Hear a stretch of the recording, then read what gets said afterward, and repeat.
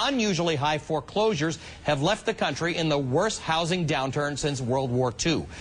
Congress approves an historic bailout bill. President George Bush has already signed the revised $700 billion bailout. The bailout money was supposed to be used to jumpstart the economy by re-energizing lending. But some of the banks can't tell you what they did with it. Some of them won't tell you. They're protecting their interests on Wall Street, and here on Main Street, the so-called bailout that they were given hasn't trickled down. My parents decided to buy a larger home, so we thought that my mom would not qualify. You know, she wasn't making a lot of money. So we had planned on going into the loan together, her, my dad, and myself. But when we actually went to do all the paperwork and all this stuff, they said that, you know, she was okay, she would qualify. The Jose Hernandez family is a good example. If the bank or the broker had taken into account Jose's salary and the dad's salary and the sister's salary along with the mom's salary, they would have qualified for a prime mortgage. But no, the bank actually told them, we're only going to take into account your mom's $10 an hour salary. And with that income, she can't afford anything but this kind of a mortgage. Anyone who has any kind of knowledge about finances would know that was bound to explode down the road. And because of people that just wanted to make easy money, we're stuck. Families wanted a piece of the American dream. They wanted to buy a house. And as it turned out, they were really led down the path of financial entrapment.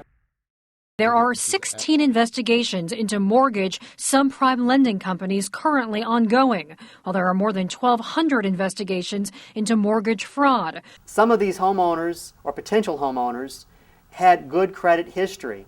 However, because the bankers and the investors could make more money from a subprime mortgage, these homeowners were steered into a subprime mortgage. The investigation is part of a much larger probe into the subprime mortgage meltdown. People didn't understand that the financial information submitted for them was false.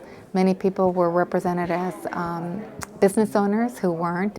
Many of these home buyers also have limited English capacity. In many cases, the contract is in Spanish, except for the part describing the adjustable mortgages.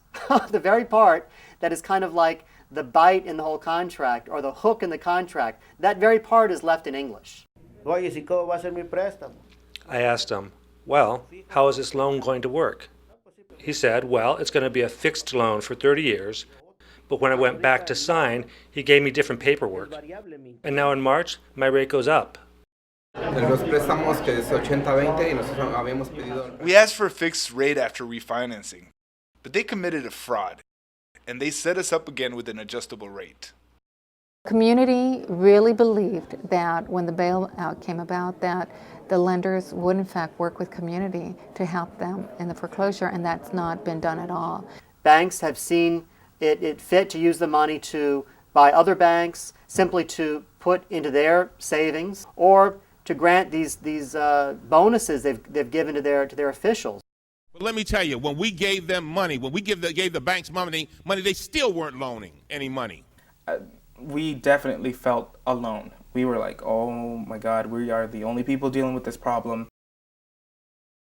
What we've seen over and over again is that homeowners individually stand almost no chance to get a significant modification of their loans. But once, Mary Immaculate got involved and the organizations got involved, it brought the community together, and we realized, we're not alone. There are a lot of us going through the same problem. 1LA is an organization with a unique political strategy on how to create political change based upon the strength of organized people. Having organized the community in cohorts by servicer or lender, we're hoping that we come to some common agreements. Because as a community, we've learned how to get organized. Together, they've felt that energy to fight to keep their homes. I hereby call the 1LA Assembly to order. Know that these are not stories of victims, but the stories of leaders. This is not a natural disaster, but this is a man-made disaster. Those who are responsible ought to fix it. Lo que ha faltado, la verdad, en toda esa lucha son ustedes.